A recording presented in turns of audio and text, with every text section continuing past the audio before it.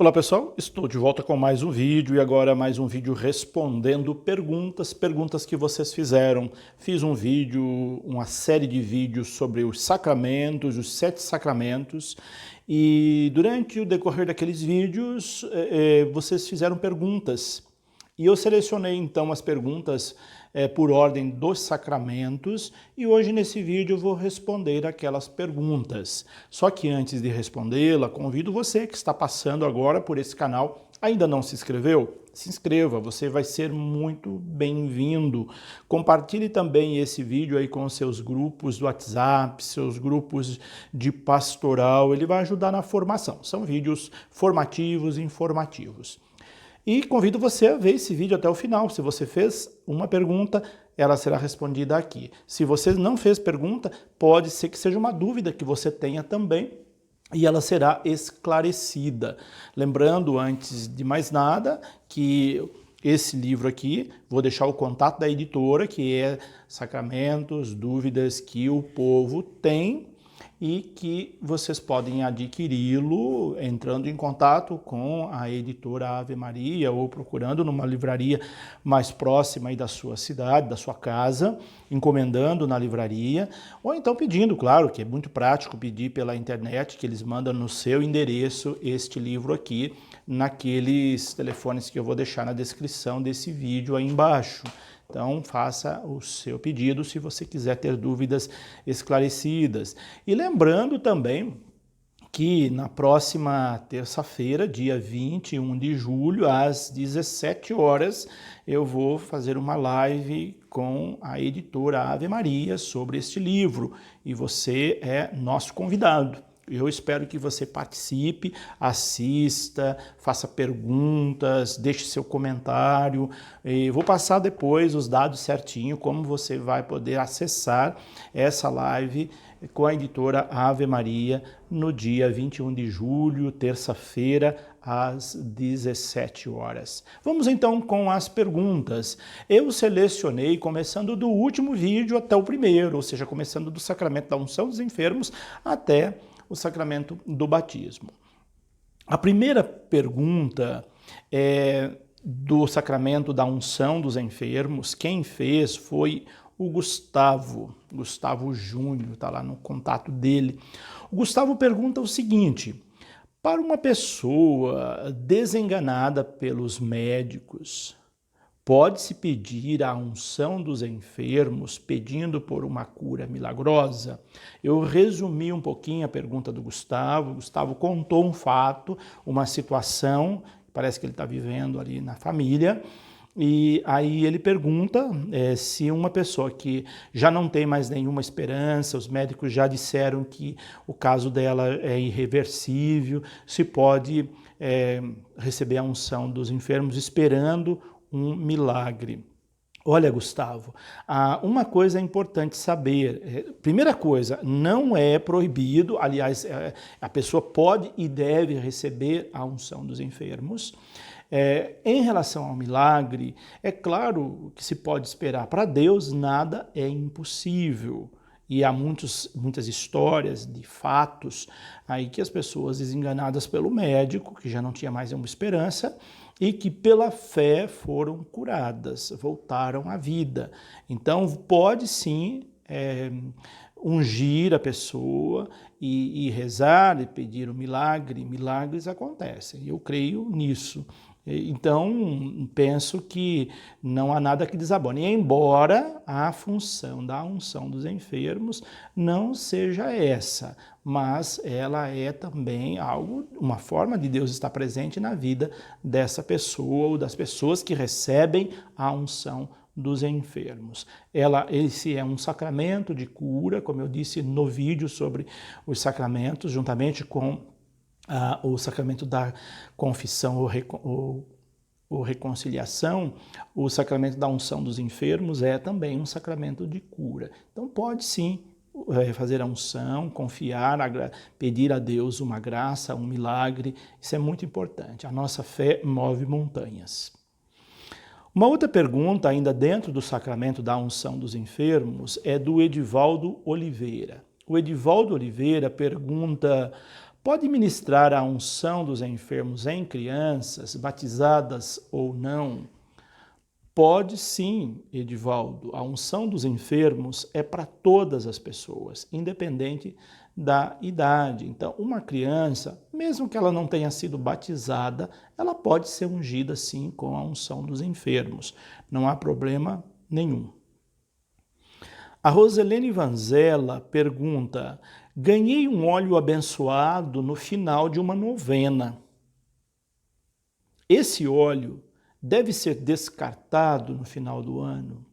Lembrando que no vídeo sobre a unção dos enfermos eu dizia que todos os anos é abençoado um óleo novo, dos três, né? Do batismo, do crisma e da unção dos enfermos. E eles são renovados. O antigo pode ser descartado de uma forma digna, porque até o fato, eu dizia lá, que ele pode deteriorar, ele fica com um cheiro desagradável quando fica muito velho. Você sabe que qualquer óleo, quando fica muito antigo, ele fica com um cheiro desagradável, mesmo que seja um óleo perfumado, como são os óleos bentos. Mas, por se tratar de um azeite, ele pode criar aquele cheiro desagradável. Então, no seu caso, não há necessidade de descartar no final do ano, até porque óleos têm, o óleo tem o azeite, ele tem uma validade prolongada, ele pode sim ser utilizado, não precisa descartar no final do ano. Você só vai descartar quando você perceber que ele está adquirindo um odor desagradável, aí então você pode descartá-lo. E descartá-lo também de uma forma digna, porque é um óleo abençoado, embora não seja o óleo da unção dos enfermos, esse que você se refere aqui nessa pergunta. A Marília Freitas perguntou: um protestante que era católico e foi desenganado pelos médicos, se ele se arrepender e pedir a unção dos enfermos, pode? Claro que pode, Marília. Não há problema algum, não há discriminação de pessoas para serem ungidas com a unção dos enfermos. Basta que ela queira. Se ela quiser receber, não tem nenhum problema. A Inês Mendes da Silva pergunta: se um paciente católico, dependente de uma outra pessoa que é de uma outra crença, pedir a unção, mas essa pessoa da qual ele depende, ela pode proibir dele receber a unção? Olha, Inês, é muito desagradável quando isso acontece. Se a pessoa é católica, ela está pedindo a unção, a outra pessoa, independente da religião, ela não pode proibir. É desumano, mostra uma ignorância tremenda da outra pessoa, que não está respeitando a religião dessa pessoa. Então, essa pessoa da qual ela é dependente, ela carece de conversão. Porque se ela proíbe uma pessoa de receber a unção dos enfermos, a pessoa é católica, ela não pode ser privada da sua religião. Aliás, isso configura até crime se ela for denunciada. Isso não pode. A pessoa, ela tem todo o direito de receber a unção, de receber a Eucaristia, se ela está nessa condição. Então, ela não deve, não pode proibir. Se ela faz isso porque a outra depende dela, é uma pessoa muito desumana, é uma pessoa que não merece o nome de ser religiosa, de ter uma religião, porque qualquer religião que proíbe a outra pessoa de manifestar a sua religião não é uma coisa de Deus. O José Ronei pergunta: uma pessoa batizada na Igreja Católica, mas que ultimamente frequenta uma evangélica, se ela adoece, pode ser dada a unção dos enfermos? Aqui entra novamente a questão do respeito. Se a pessoa pedir, pode e deve. Se ela não pedir, não pode. Se ela não está consciente, ela era evangélica ou de uma outra religião não católica, ela adoeceu, perdeu a consciência, e aí vai alguém querer dar unção para ela, isso também é desrespeito. Porque se a pessoa não pediu, ela não precisa.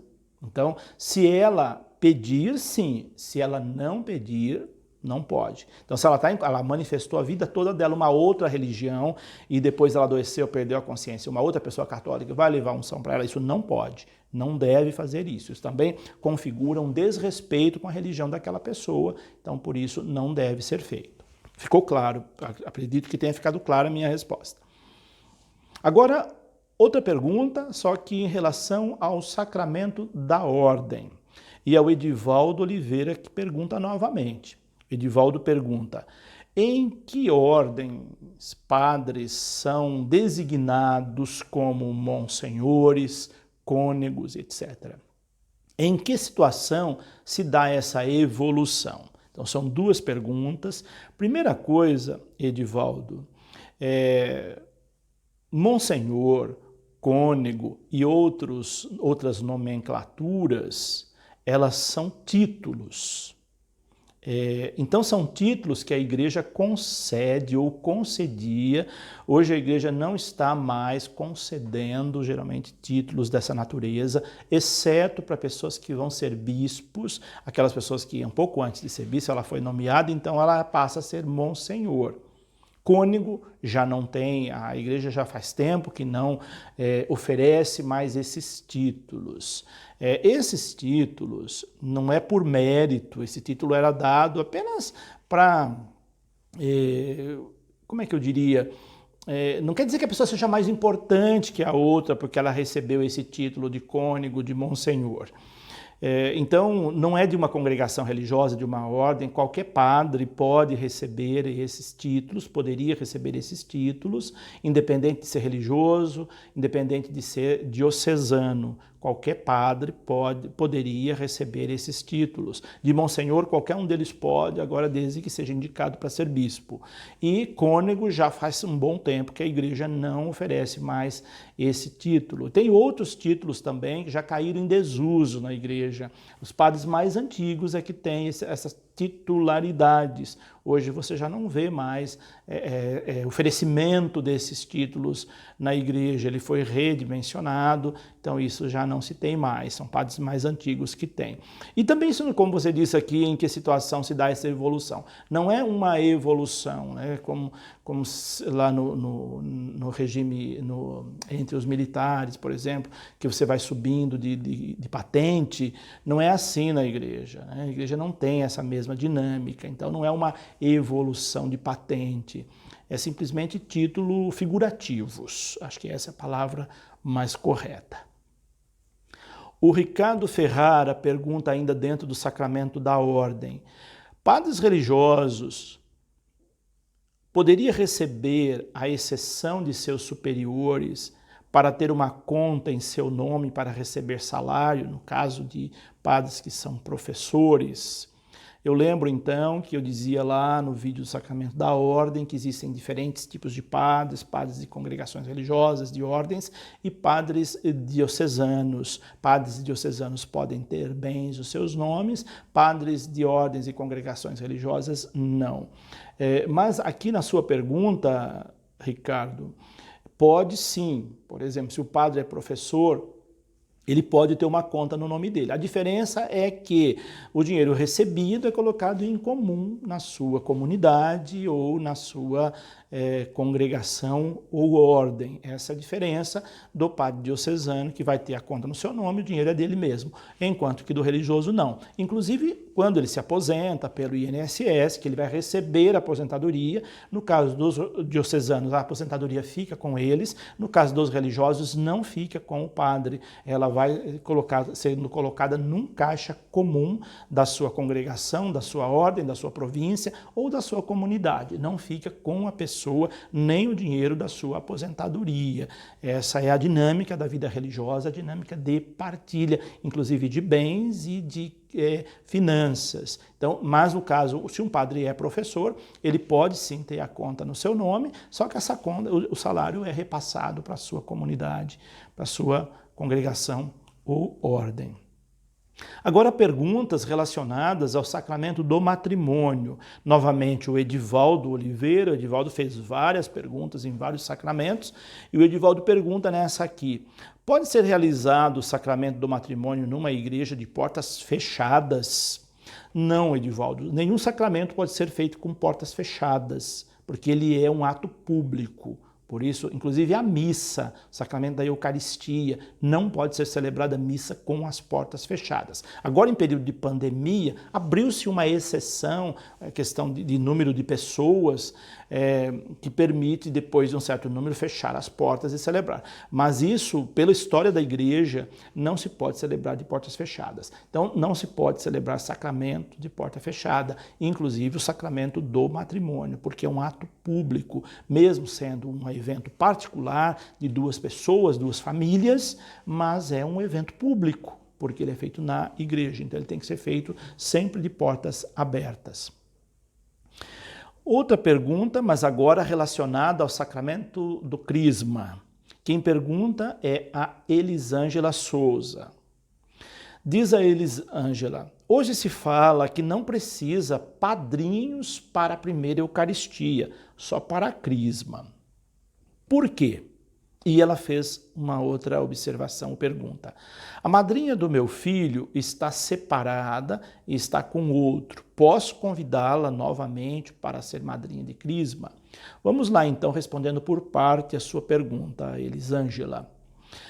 Primeiro, não precisa ainda ter padrinhos de primeira Eucaristia. É convencional, porque tem de batismo, tem de crisma. Às vezes as pessoas acham que também precisa ter padrinhos de primeira Eucaristia, mas não precisa padrinhos de primeira Eucaristia.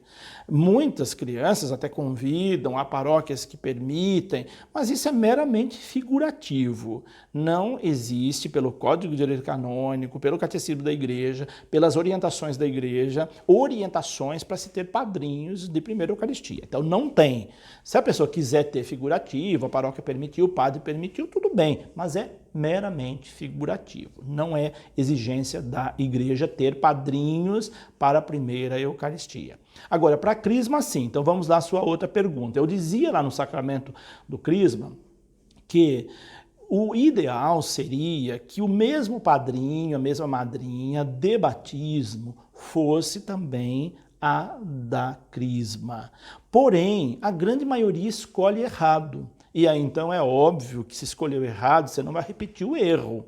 Então, se deu certo, essa sim. No seu caso aqui, não deu certo, porque a pessoa se separou, então agora ela já não pode mais. Mesmo sendo uma pessoa boníssima, ela rompeu com o sacramento do matrimônio. Então, ela está impossibilitada de assumir, de apadrinhar uma outra pessoa. Então, nesse caso, a madrinha de batismo já não serve mais para ser madrinha de crisma. É preciso encontrar uma madrinha ou um padrinho ou ambos que estejam conforme a orientação da igreja, que os requisitos para ser padrinho ou madrinha de crisma são os mesmos do sacramento do batismo. Vamos lá para outra pergunta, agora é novamente do Ricardo Ferrara.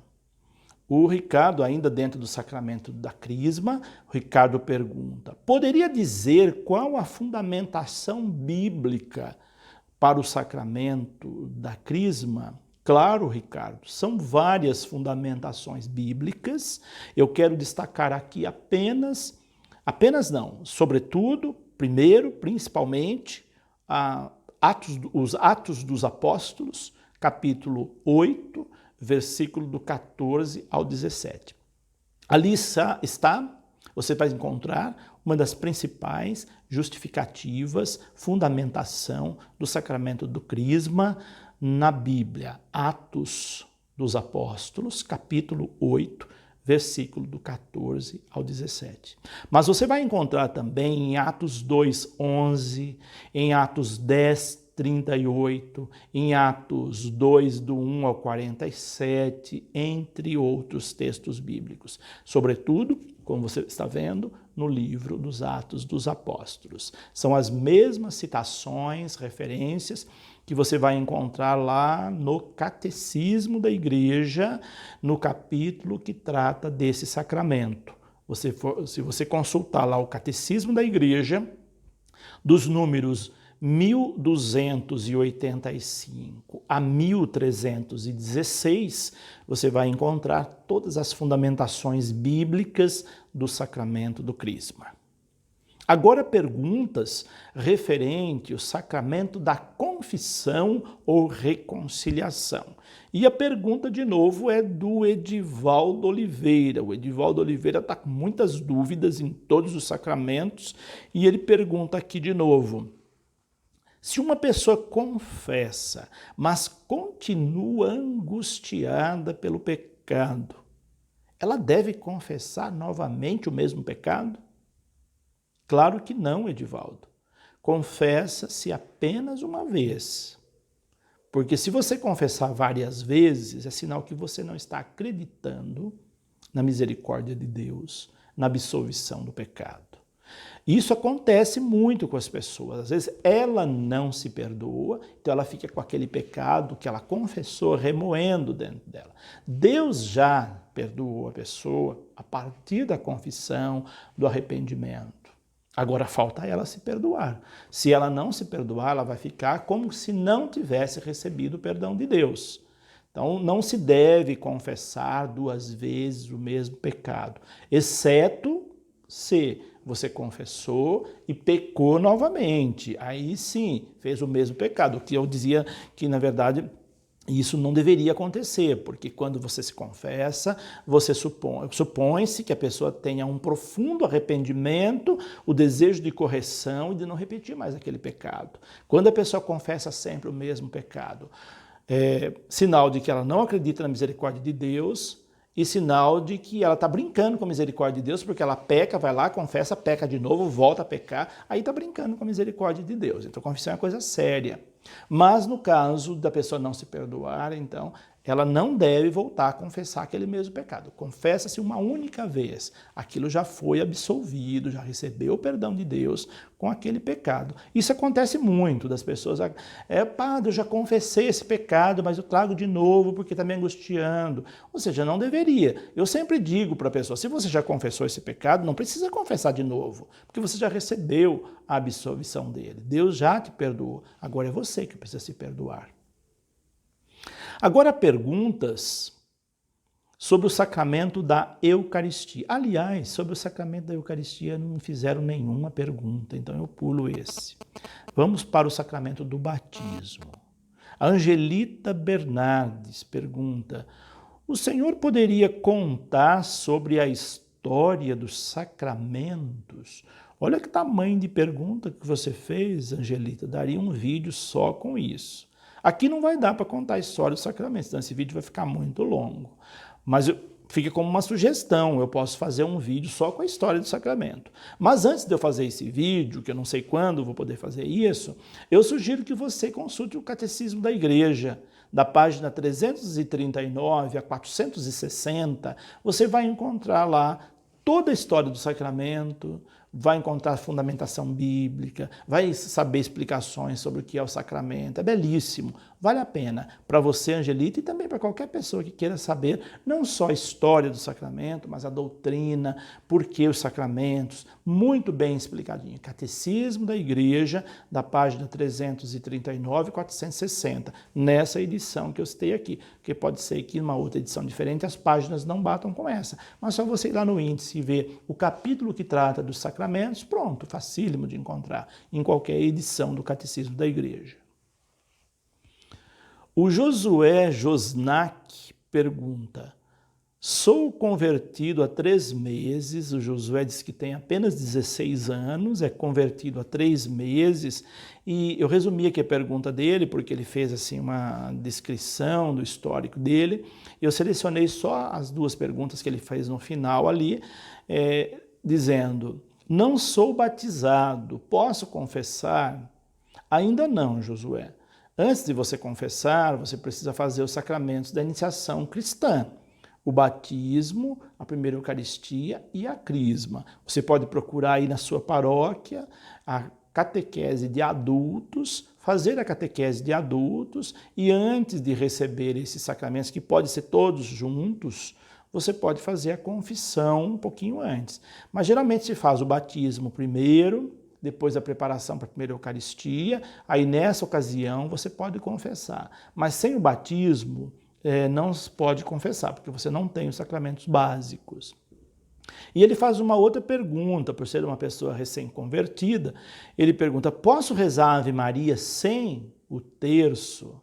Pode, não sei se eu entendi bem sua pergunta, você pode rezar o terço contando nos dedos, agora você pode rezar avulsa a Ave Maria, não tem problema algum, Rafa, quer escolher rezar uma Ave Maria só, 2, 3, 5, não tem problema. Você pode escolher como você achar melhor. Pode rezar o terço e pode rezar a Ave Maria avulsa também, não tem problema nenhum. Mais outra pergunta aqui do Edivaldo Oliveira, agora também sobre o sacramento do batismo. Ele pergunta, uma pessoa que volta para o catolicismo, uma pessoa que volta para o catolicismo, não deveria antes fazer uma confissão para retomar sua prática religiosa católica?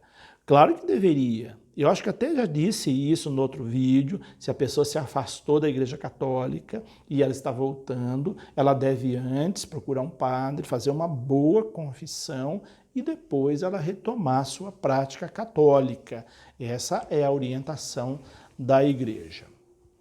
E por fim, uma outra pergunta aqui que não é de nenhum sacramento, mas estava aí no meio também, eu selecionei, eu deixei algumas de fora que não correspondia a sacramentos, mas essa daqui é só para esclarecer, é do Raimundo Silva, ele disse aqui que já tentou ligar várias vezes naquele número que eu indiquei para pedir esse livro e ele não consegue fazer a ligação. Pode ter dois problemas, né? Há celulares que não completam ligações do 0800, pode ser que seja esse o seu caso. Aí então você tenta ligar de um telefone fixo pelo 0800, que é a ligação grátis. Isso se você estiver no interior. Se você estiver numa região metropolitana de São Paulo ou na capital, aí você disca no outro número, aquele número fixo. Lá você vai só discar o número da operadora, o código da cidade e o número. Você fala direto na editora Ave Maria. E se mesmo assim você não conseguir, você pode pedir por e-mail, aquele e-mail que eu indiquei no vídeo, em vários vídeos, lá venda@avemaria.com.br. E você pode entrar no site da editora, digita lá www.avemaria.com.br, entra no site da editora, você vai ver o número do telefone, você vai ver um link lá para fazer pedido direto, sem ser por telefone, enfim, facílimo. Se você fez todas essas tentativas, não conseguiu, vá na livraria mais próxima, dá o título do livro e peça para eles pedirem para você. O livro vai chegar da mesma forma. Tá ok, Raimundo? Deus abençoe pelo seu interesse pelo livro.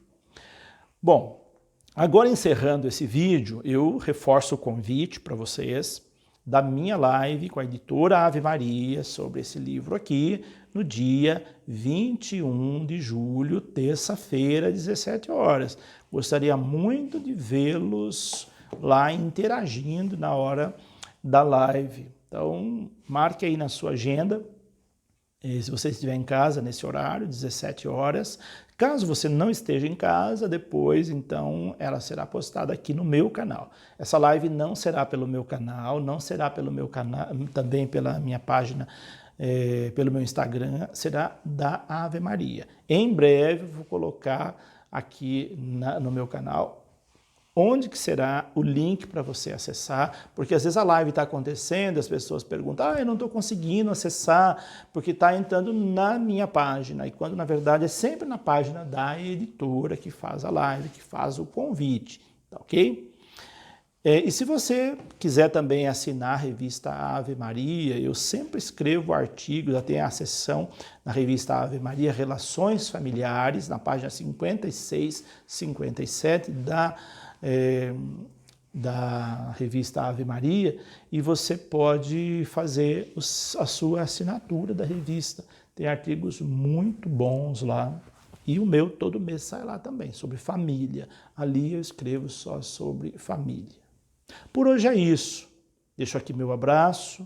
Espero que tenha esclarecido as dúvidas de vocês. E até o nosso próximo vídeo. Que Deus os abençoe. Em nome do Pai, do Filho e do Espírito Santo.